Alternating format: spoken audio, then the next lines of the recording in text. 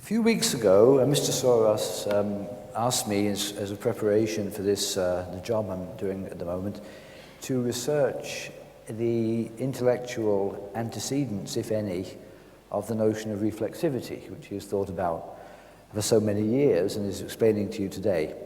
So I said, okay, I can do that. So my first recourse was to go to Wikipedia, a well-known resource, and I typed in self-fulfilling prophecy first, and the page came up and I started to read it, and the first thing that's noted in that entry was that a man called Robert K. Merton, a sociologist, invented the phrase self-fulfilling prophecy, which apparently derives from the Thomas theorem, which states that, quote, if men define situations as real, they are real in their consequences. So reading through this entry, first of all, I came across a quote from Robert Merton himself, and he was discussing the case of a bank run caused by a crisis of confidence in the solvency of the bank. So Merton concludes the example by saying, quote, the parable tells us that public definitions of a situation, prophecies or predictions, become an integral part of the situation and thus affect subsequent developments. This is peculiar to human affairs. It is not found in the world of nature, untouched by human hands. Predictions of the return of Halley's comet do not influence its orbit. But the rumored insolvency of Millingville's bank did affect the actual outcome. The prophecy of collapse led to its own fulfillment. So that's Merton's explanation of his concept of a self-fulfilling prophecy. As I read through, very soon we have a quote preceded by philosopher Karl Popper called the self-fulfilling prophecy the Oedipus effect. This is a quote from Popper's autobiography, Unending Quest. He says, one of the ideas I discussed in The Poverty of Historicism was the influence of a prediction upon the event predicted. I called this the Oedipus effect, because the oracle played a most important role in the sequence of events which led to the fulfillment of its prophecy. For a time, I thought that the existence of the Oedipus effect distinguished the social from the natural sciences. That's to say, the influence of a prediction upon the event predicted. But in biology too, he goes on, even in molecular biology, expectations often play a role in bringing about what has been expected. He doesn't actually explain why he thinks that in molecular biology, and on the face of it, it sounds implausible. In any case, that's what he says. So having read Wikipedia, then I had a look at The Poverty of Historicism. I obtained the book and looked up the Oedipus effect in the index. So I'm going to read you a few passages from the crucial 4 or 5 pages, so you all have an idea. The point is so as to lay Mr. Soros's idea of reflexivity out in somebody else's words, and then I'm going to invite him to comment on how he sees the notion which he's developed in relation to these earlier ideas of what sound to be similar ideas. I must say I was quite struck by Popper's formulation of the idea. So here's what Popper says in The Poverty of Historicism, which I think came out sometime in the 1940s, so quite a long time ago, and Robert Merton was writing around the same time. So page 11, under the heading, Inexactitude of Prediction. The idea that a prediction may have influence upon the predicted event is a very old one. Oedipus in the legend killed his father, whom he had never seen before, and this was the direct result of the prophecy which had caused his father to abandon him. This is why I suggest the name Oedipus effect for the influence of the prediction upon the predicted event, or more generally, for the influence of an item of information upon the situation to which the information refers, whether this influence tends to bring about the predicted event or whether it tends to prevent it. He calls it the Oedipus effect. I think it might be more aptly called the Macbeth effect, because, of course, as you remember in that play, the witch's prediction of Macbeth's murder of the king is partly, at least, what brings about the murder of the king and many other things that happen in that story. So we have a case of a prediction influencing the course of events. So that's the first formulation. A little bit further, on page 12, he says, it's under the heading Objectivity and Valuation. We are faced in the social sciences with a full and complicated interaction between observer and observed, between subject and object. The awareness of the existence of tendencies which might produce a future event, and furthermore, the awareness that the prediction might itself exert an influence on events predicted, is likely to have repercussions on the content of the prediction. And the repercussions might be of such a kind as gravely to impair the objectivity of the predictions and of other results of research in the social sciences. A prediction is a social happening which may interact with other social happenings, and among them with the one which it predicts. It may, as we have seen, help to precipitate this event, but it's easy to see that it may also influence it in other ways. It may, in an extreme case, even cause the happening it predicts. The happening might not have occurred at all if it had not been predicted. At the other extreme, the prediction of an impending event may lead to its prevention, so that by deliberately or negligently abstaining from predicting it, the social scientist, it may be said, could bring it about or could cause it to happen. There will clearly be many intermediate cases between these two extremes. The action of predicting something and that of abstaining from prediction might both have all sorts of consequences. Final brief quote. The interaction between pronouncements and social life almost invariably creates situations in which we have not only to consider the truth of such pronouncements, but also their actual influence on future developments.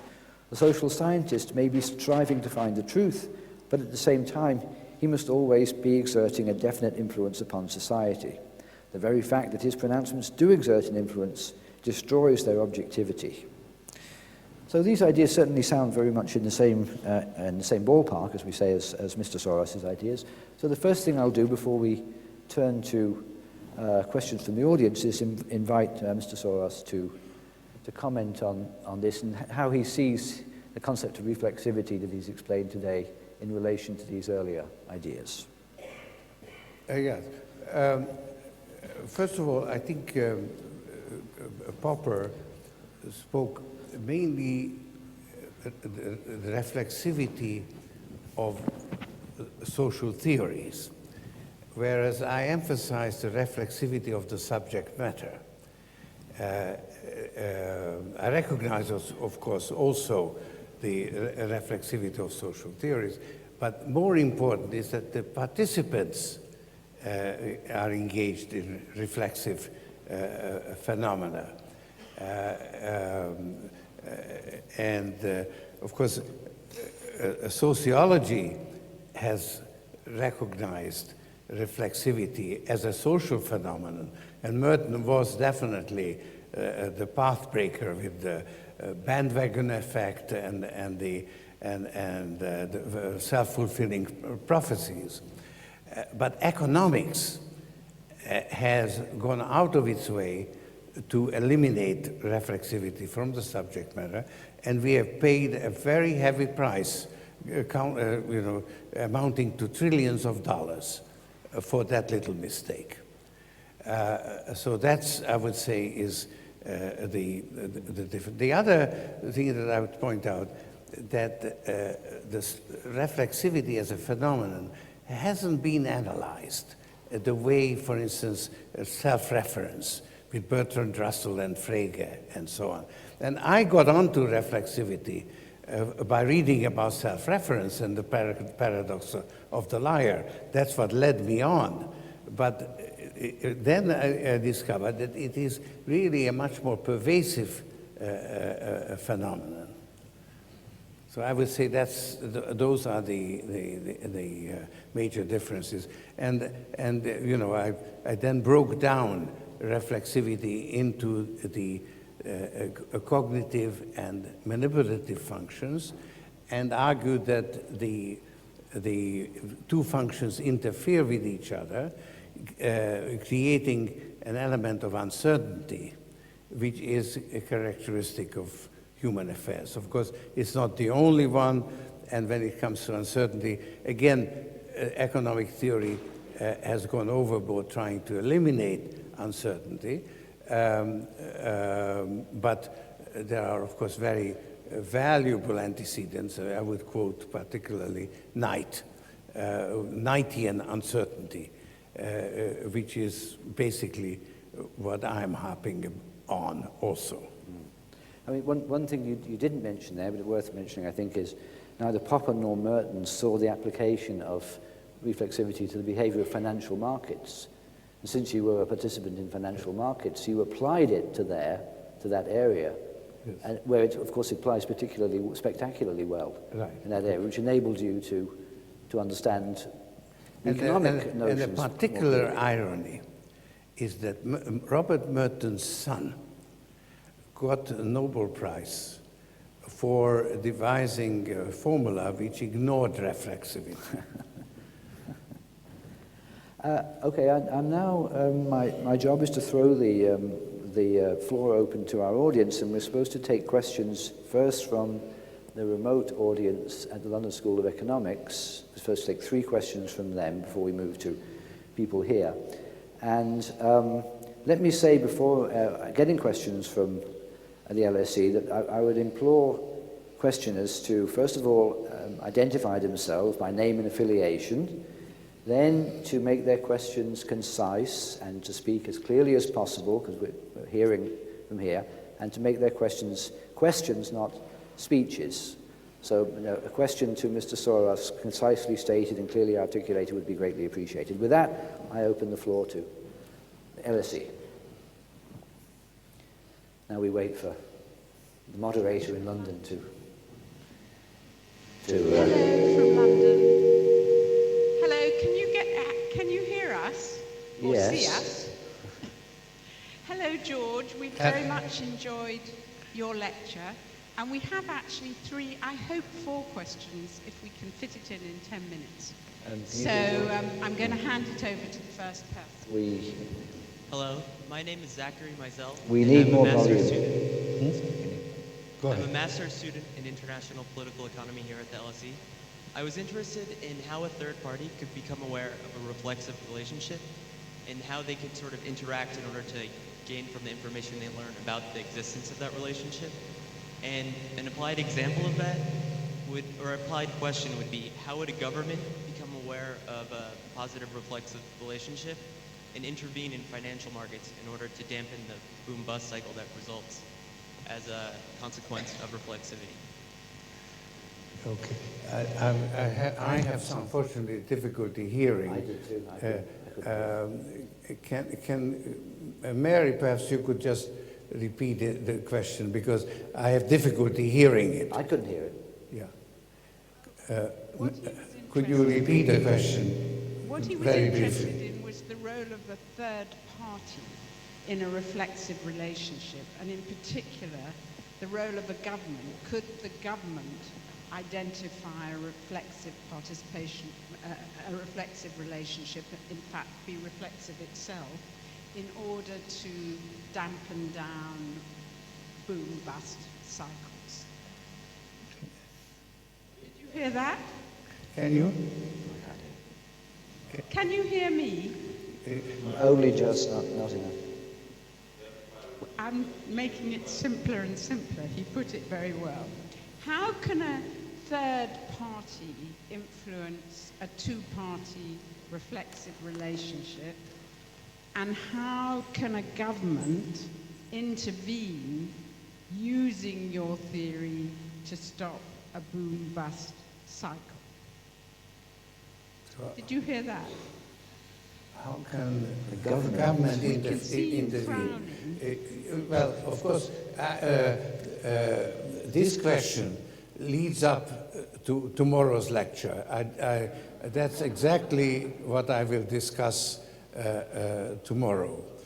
But let me just preface it, perhaps, by saying that regulators and government and financial authorities also are subject to the same limits of fallibility as market participants. So you have a constant interplay between regulators and market participants, but both sides operate with imperfect understanding. And that's what makes the process so interesting. But I will deal with that more tomorrow.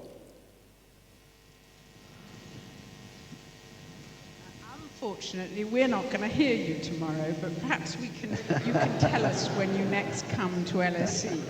I'm handing over to the next question. Hi, thank you for sharing your insights today. My name is Jawad Karadia, and I am a part-time finance student at Masters and a full-time proprietary trader. And my question to you is if you could talk a little bit about how your general theory relates to trend following and charting in general, and how much you may have or may not have used these sorts of strategies in your own trading. Thank you. Well, again, obviously, being at the London School of Economics, you're particularly interested in financial markets, and that's again trend following.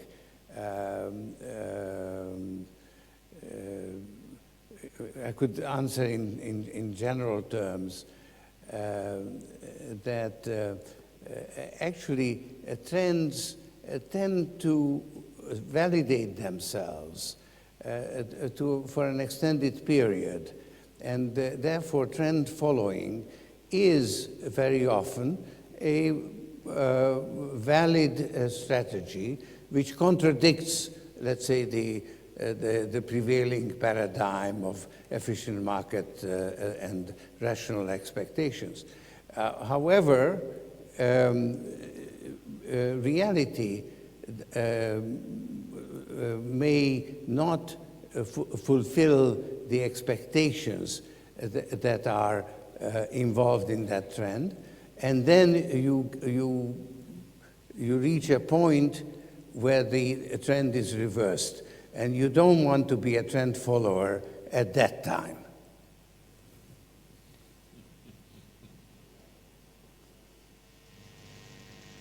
Third question.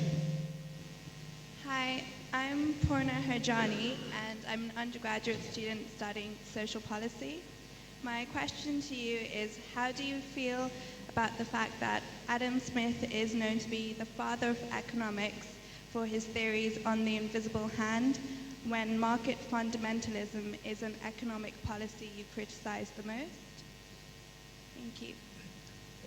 Again, I didn't understand the question. Did you? I think the question was, how do you feel about Adam Smith as the father of economics and the inventor of the invisible hand in light of your theory of reflexivity? Well, you know, Adam Smith wrote 2 books.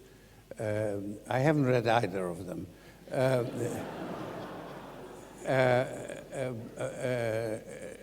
And I am critical of the invisible hand, actually. Markets actually perform a very valuable function, but they only are designed to allow individuals to fulfill their individual needs. And there are social issues, like, for instance, the regulation of markets, that markets are not designed to solve or to deal with. So behind the invisible hand of the market, there is hidden the visible hand of politics.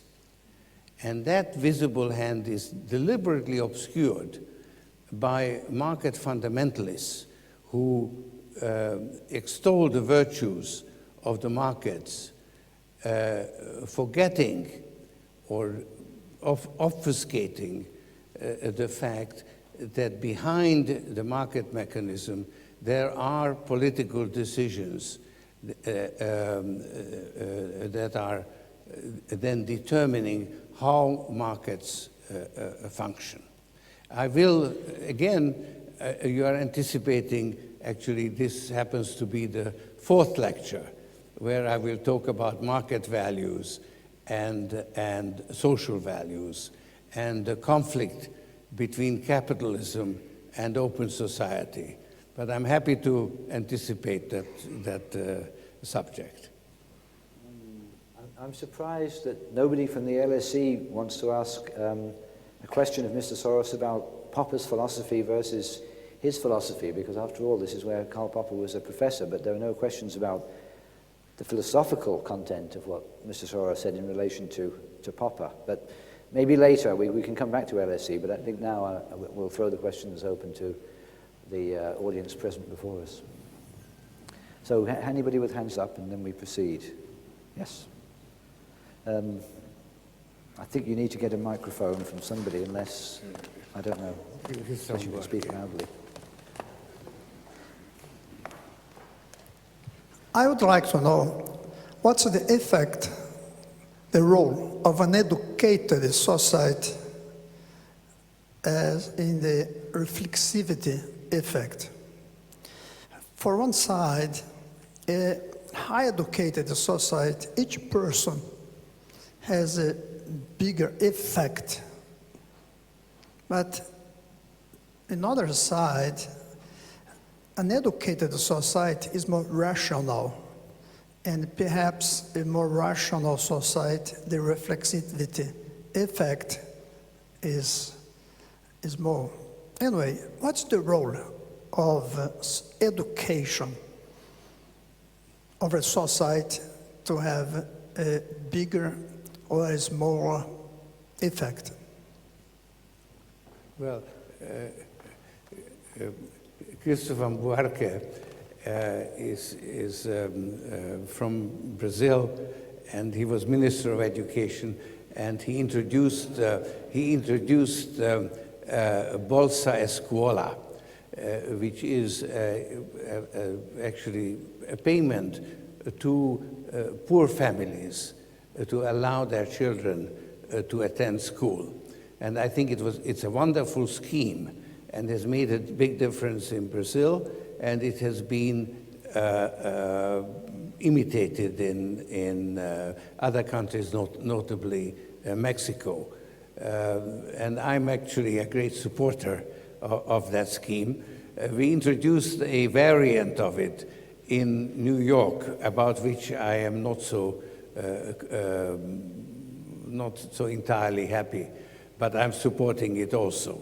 And obviously, education is most important for an open society. And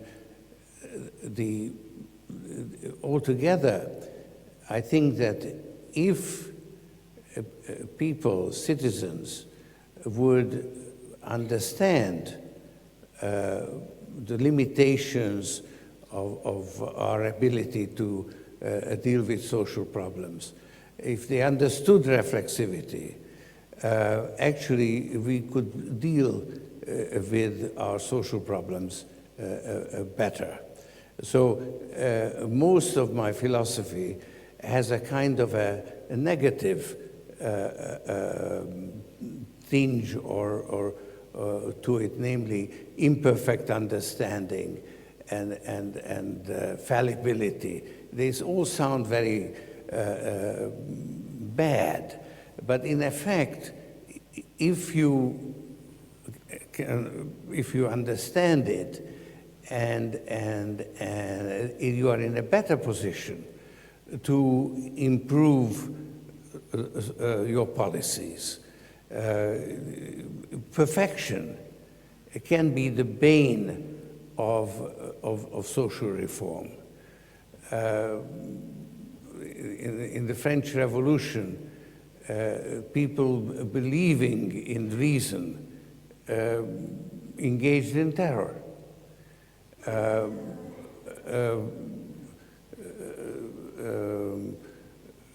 The various ideologies which claim to be in possession of the ultimate truth could be only imposed by force.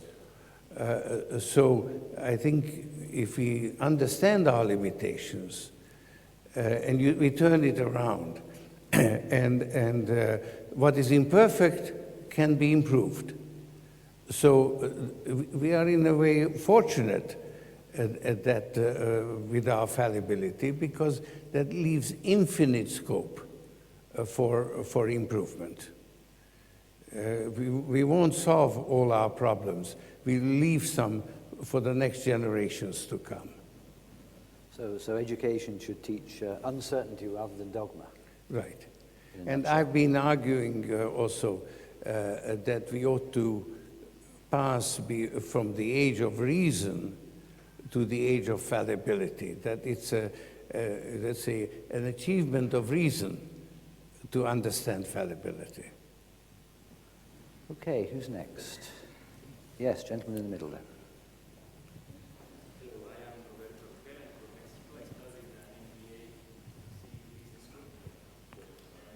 Better wait for it, yeah.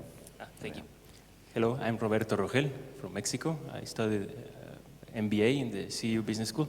My question is, well, it's been said that the 20th century was the physics century, and while this century will be the biology century. Will be? The biology. Century. Biology. And there is a hypothesis that telling us that all the sciences will come closer together. Do you think this threatens your own hypothesis or your own proposal that we should separate the social sciences from the natural sciences? Well, I think his question is, if you didn't say much about biology, you did allude to it at one point, because you have the separation between the social sciences and the natural sciences.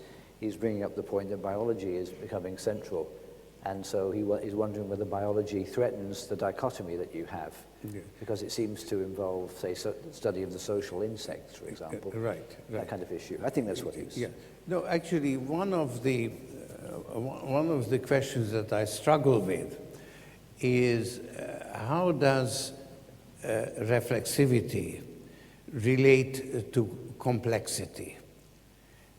Because, let's say, evolutionary systems theory has great similarities with reflexivity in the sense that it does not have a determinate outcome and it evolves. And I think that the two are in a way quite close to each other, in the sense that evolutionary systems theory, network theory has relevance to human society, which is also a kind of network. So let's say general rules about network theory apply actually to financial markets, to banks, because banks were networks, and you had contagion destroying the financial system, similar to a viral attack. So let's say epidemiology has a relevance, and which we ignored, and which people are now aware of, and we are now looking at those issues. So there are things to be learned from biology and other networks. However, I think reflexivity, which has to do with the specific relationship between thinking and reality, that's a specifically human characteristic. In other words, it applies to human societies.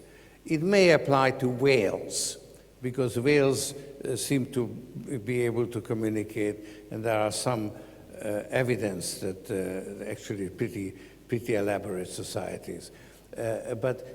So I don't want to delimit it purely to human society. But even there, we probably is more relevant. The content of our thinking is probably more relevant to our problems than the thinking of whales is to our problems. So that's why I think reflexivity throws light on the human condition. And that's how I see the two relate to each other. presumably our primate ancestors will have reflexive relations, won't they? One of them thinks another is about to take over their place as the alpha look, male. if I described marriage as a reflexive relationship, then certainly monkeys would qualify for. Yeah. Okay.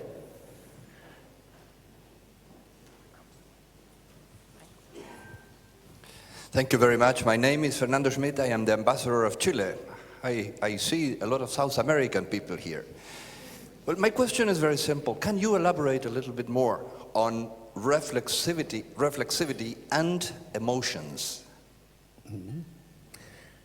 Well, certainly, first of all, reason and emotion are inescapably connected. That's one of the discoveries of brain science, which confirms Hume's contention. So this concept of the disembodied intellect was I think it's currently superseded. But it isn't purely emotion that kind of interferes with reason. There are rational problems in reflexive situations. So, for instance, because of this false dichotomy between reason and emotion and this concept of disembodied intellect and rational behavior, Alan Greenspan described bubbles, specifically the IT bubble, the technology bubble, as irrational exuberance, these famous words that he applied in 1996. Well, it misdescribes bubbles, because if I, as a market participant, see a bubble coming, I buy, because that's the profitable thing, the rational thing to do. And that creates bubbles. So you can't rely on markets to prevent asset bubbles from forming. And therefore, he was wrong to describe it as irrational. And in effect, you can't count on rational behavior preventing bubbles. So that's a problem that needs to be solved and actually requires the regulators to accept responsibility for preventing asset bubbles from growing too large. So a misinterpretation of what bubbles are or how financial markets operate lead to the wrong policies. So emotions may be involved in reflexive situations, yeah, but not necessarily. It's not emotion. It's not because it's fear and greed. Right. It's in the nature, as I will try to explain tomorrow, why and how. It is in the nature of financial markets that they are bubble prone, not equilibrium bound. Okay, who's next? Gentleman in the front row. Oh. I'm a CU student and I am interested. We'll have you next. What is the secret of your financial success in reflect of your family story? Thank you. I can't hear. I didn't hear that. Sorry. Can I repeat? Would you like to come up and maybe can you... Say it again. What is the secret of your financial success in reflect of your family story? Thank you. I would say that recognizing that I may be wrong. As simple as that.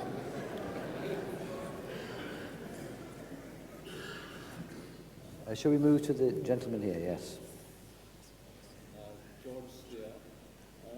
Delighted to see you here. Should I conclude from what you said there are no lessons from history. Hang on, hang on. I speak into this.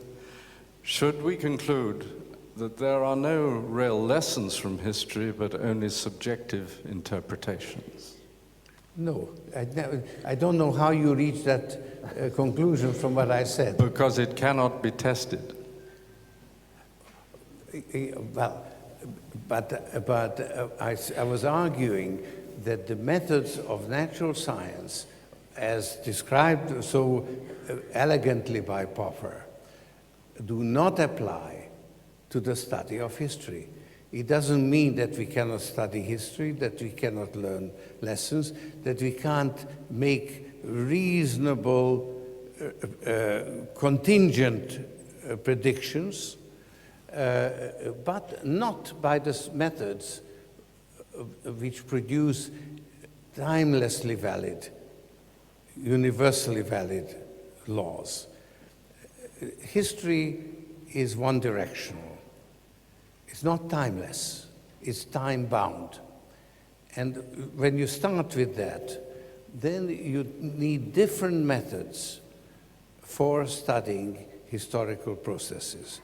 And I will argue in subsequent lectures that economic theory as such takes the wrong approach because it looks for these universally valid laws like you have in physics, whereas you really need to study markets in financial markets and financial processes in a context. And you have to recognize that conditions change and actually don't repeat themselves.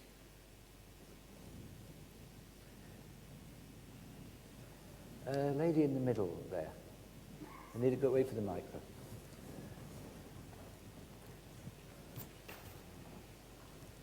My name is Katalin Farkas, and I'm a professor of philosophy here at the Central European University.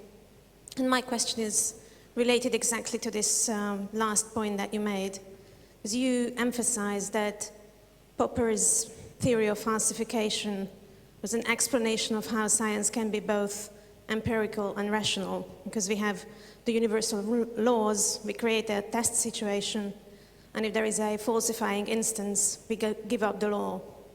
And on the basis of what you said, we cannot apply the same apparatus in the social sciences because we cannot aim to have universal laws. So I was wondering, how do you think we can hold up social sciences to the requirement of being rational and empirical? You see, I think that social science can produce universally valid laws, but those laws don't determine the course of events. So, for instance, I think I put forward the human uncertainty principle as a universally valid hypothesis. And I believe it is actually universally valid. But by its very nature, it doesn't determine, it cannot determine how markets, let's say financial markets or history is going to evolve. In other words, human behavior is unpredictable, and that's a law. Yes, yes. Yes. But there are actually some, for instance, statistical generalizations.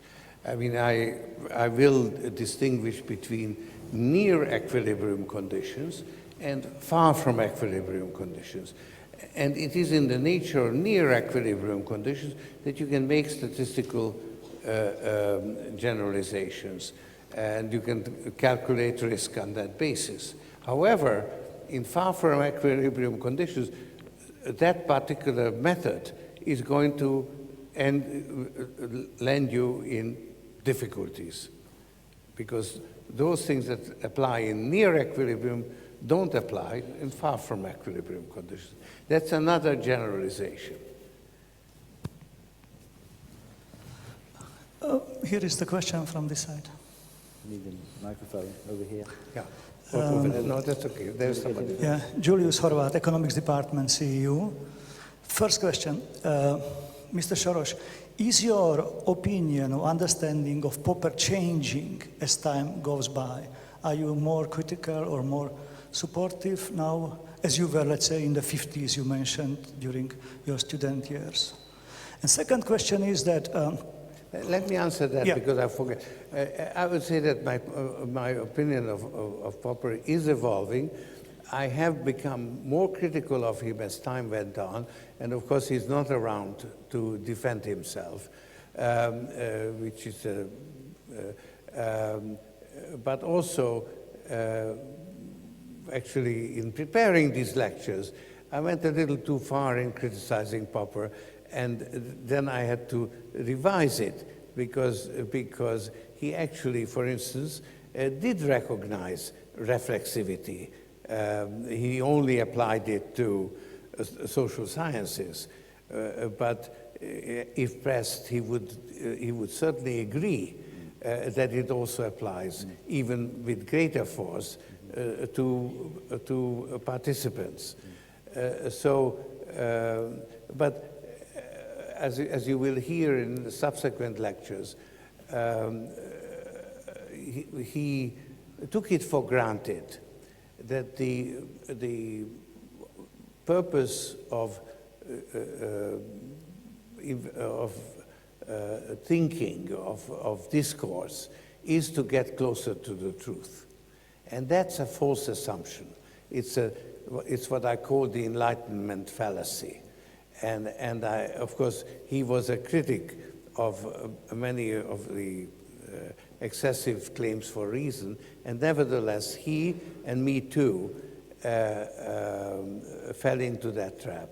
And it has forced me to modify my concept of open society, which I had adopted from him. Please, the second question.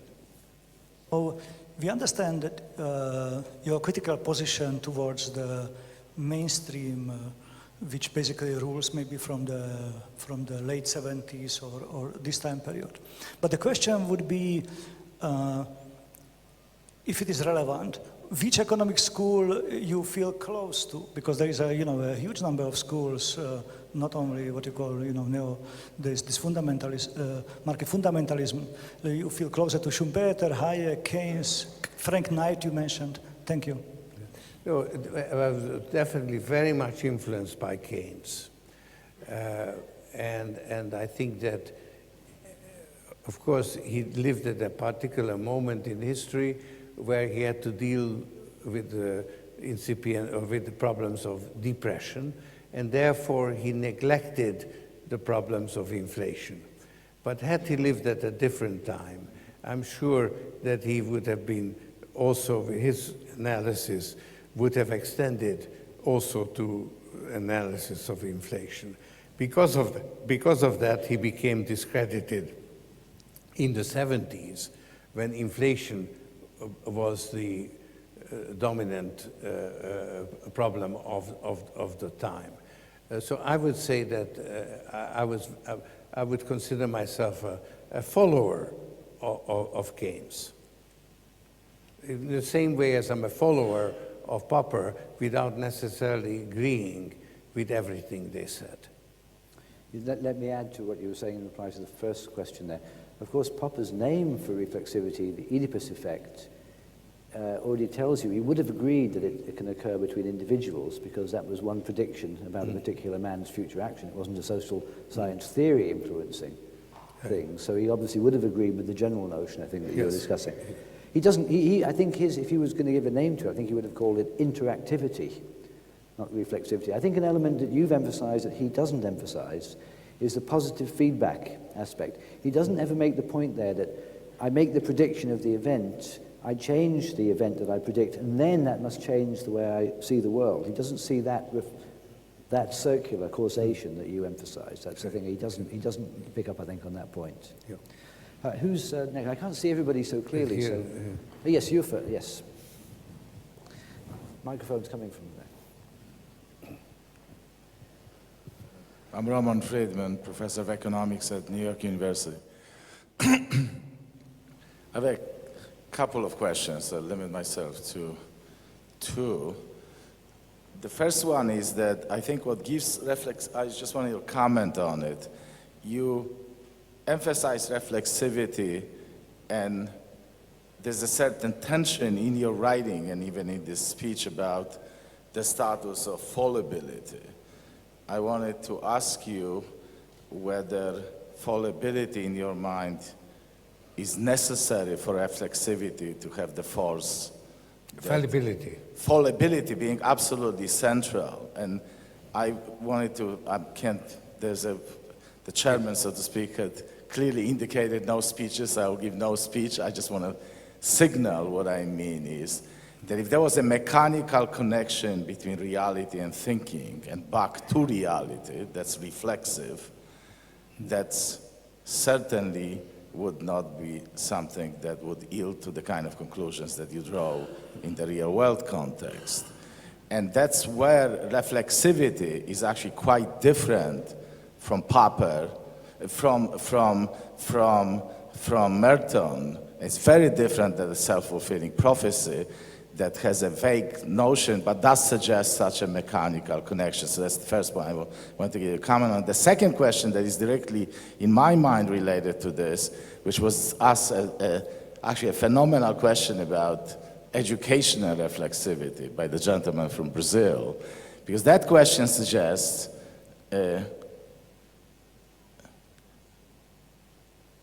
one wonders whether it is complexity that underpins reflexivity. My conjecture here, I have some thoughts on that, is that it is exactly the way Colin just said at the very end. It is change. And it's actually a non-routine change that is crucial for reflexivity to have this force. And you can, yes, when you have education, as Keynes said, we can do more in understanding things, but at some point we're going to reach the limit for it, because there is a question of non-routine change that will always prevent a complete understanding. And therefore reflexivity is a property of social systems to me, and fallibility that are properties in principle. These are not properties that could be eliminated with time. They can only be eliminated if change in the world ceased, which of course you have understood in your understanding of the social systems, closed versus open. That's why reflexivity to me, so that this is basically a set of issues. Is reflexivity really related to complexity rather than change? And things that relate around this. Yeah. First of all, of course, fallibility is absolutely essential. It's a universal human condition. And the reflexivity is a two-way connection between biased or misconceptions and, let's say, the objective reality. And there are ways in which misconceptions can actually change the objective conditions. That's reflexivity. But in order to have reflexivity, you must have the misconceptions or the bias view to start with. Otherwise, you wouldn't have the two-way connection. So it replaces this strange concoction of perfect knowledge that is characteristic of the prevailing dogma in economics. So that's... You didn't say anything about the relation between reflexivity and complexity, yeah, which Roman was asking about. Well, you see, this is an issue that, as I say, I only have a tentative answer at the moment. Actually, reflexivity doesn't need to be complex, you see, and therefore you can't say that it's the same thing, because actually reflexivity can be something very, very simple, like an enmity between people where one person says to the other, "You are my enemy," and lo and behold, he is your enemy. That's not complex. I think what underlies reflexivity is awareness, that I can be aware of your attitudes towards me, and that can change myself. But of course, when you're looking at the natural world, it's not aware of your attitudes or predictions about it, Halley's Comet or the motions of the planets. So they can't be influenced by our beliefs about them. But as humans, we can be aware of other people's beliefs about us as they express them in statements, and then that can change us as a result of it. I think so. That I think is what reflexivity comes from: consciousness, awareness of others. Yes.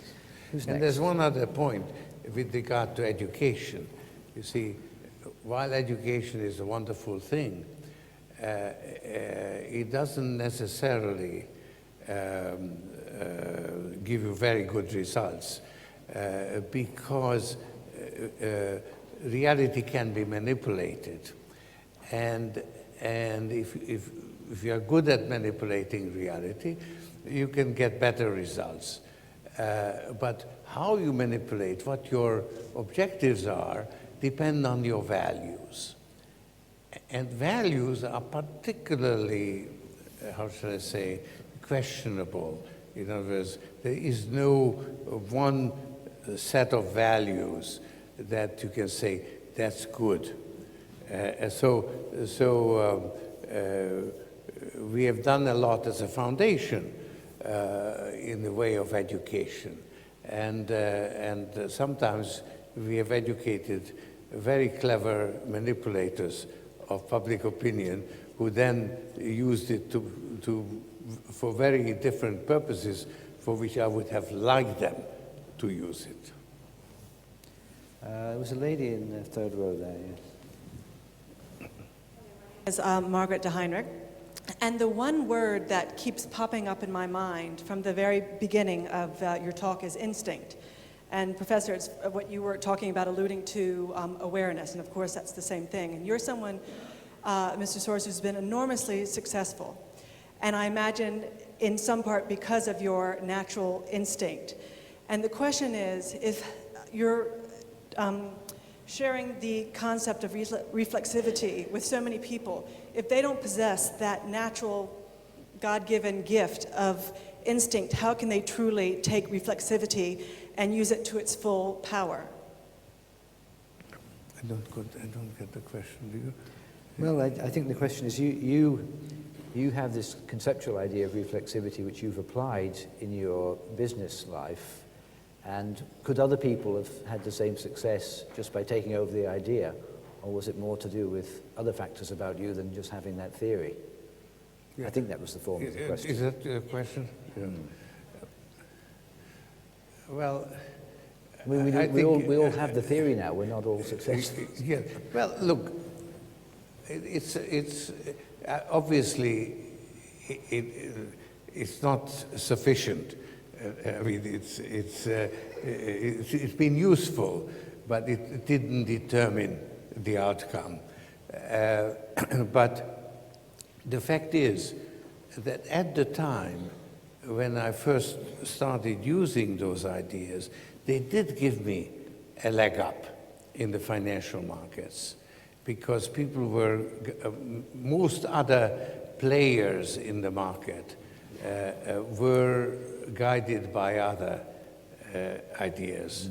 So, however, people did read my book. So I've lost that edge that I had. Yeah, yeah. I mean, it enables you to predict bubbles more easily. It enables you to predict bubbles more easily. Well, you know, there's a saying that economists have predicted 8 of the last 3 recessions. Well, I predicted 8 of the next 3 bubbles. What about Howard Robinson in there in the front? He needs a microphone, I think. Is there a microphone nearby?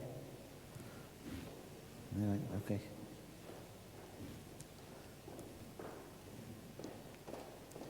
This will be a philosophical question, I'm sure. I was going to say, I'm glad this will be a straight philosophical question, I'm afraid.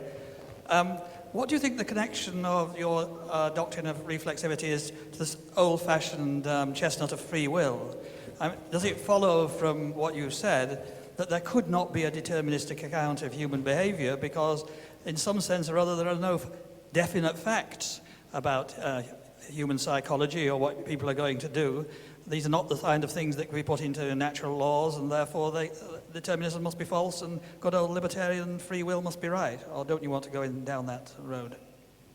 Well, we had a very interesting discussion last night about determinism and free will, and I would take the position that both are half right. And if you put them together, you actually get the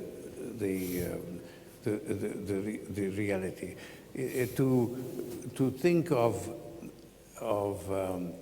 free will as being absolutely free is, to me, even more distorted than to claim that human affairs are determined by universally valid laws. I mean, there are, of course, not all of reality can be manipulated. There are the laws of physics that prevail. So you may be extremely good at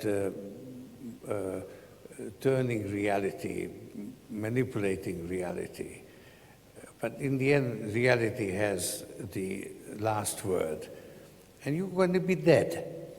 Now, that's something, for instance, you cannot manipulate away, even though we have developed all kinds of myths to deal with this rather unpalatable prospect. Well, there are no deterministic laws of psychology itself, I suppose. Well, I mean, I would say that Freud identified maybe certain people who are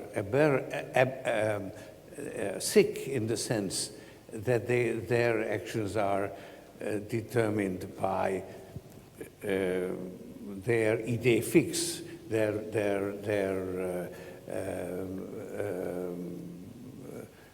preconceived ideas. But a well-functioning human being has to be influenced by reality. Yes, I mean, I think your position is that the world is half determined and the will is half free. The world is half determined and the human will is half free. Well, okay. As you said, it was half. Each of them was half true. Who's next? Something more philosophical would be welcome if there was something. Let's go to the back. All right, you want to go back there, George? Okay. He's got the microphone over there. So. Microphone? He's got the microphone there. Hello, thank you. I am Rodrigo from Mexico. I am a student of public policy at CU, and first, just to say that I'm very grateful. It's been a very enriching experience being in this university, in this environment. And I would like to ask you, Plato, another philosopher, had a negative vision of time, or an idea that time had a degenerative effect over things, over reality. On the other hand, the paradigm of modernity presents more of a faith in progress, a conviction that the future will be better than the present. What do you think? Is this a Byzantine discussion, a pointless discussion, or you have an standing point? What's the effect of time over things from your perspective? Thank you. You know, I'm sorry about not fully understanding the question. Should I repeat it very briefly? Yeah? No. I mean, my attitude to Plato has been greatly influenced by Karl Popper, although perhaps he's been a little too harsh on Plato. I think he's asking about progress, whether you believe in progress. Progress. I think so. What do you think? Yes, certainly I do believe in progress. I definitely think that we can improve our understanding. And certainly, I would argue that, let's say, understanding reflexivity makes dealing with human problems, political problems, much more difficult. And some of our preconceived ideas have to go out of the window. But it is progress, because I think we then understand the difficulties involved in human affairs. And usually misconceptions get particularly wild and far-fetched when you are confronted with insoluble problems. We don't like to tolerate insoluble problems, and therefore we tend to devise false solutions. Again, I come back to death, which is an insoluble problem in the sense it's most likely to occur. And we have then developed all kinds of ways and myths to do away with that prospect. And there are many other, to go from the sublime to the ridiculous, the drug problem. It's an insoluble problem. Drug addiction is innate in human nature. Some people get addicted, and it is a threat to society, and society then deals with it, and the way it deals with it makes it a much worse problem than the drug addiction itself.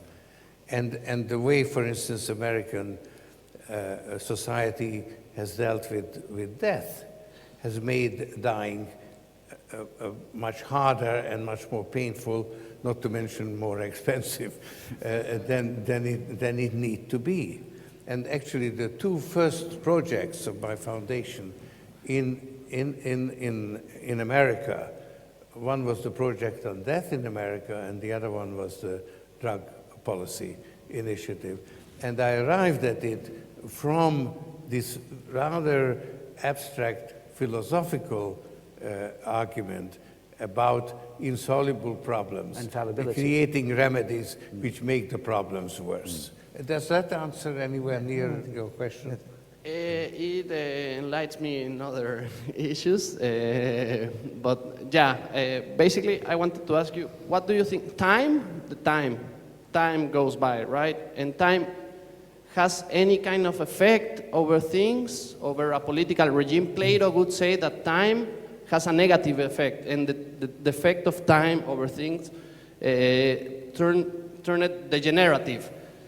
As opposed to that conception, modernity says that the effect of time over things is positive and says that future will be better, no? As against to the conception of Plato. What do you think? What's the effect of time, if any, at all? Or it's maybe a bit... I have to interrupt because we're supposed to wind up at this point. I'm told that it's the end of the time and we should do it.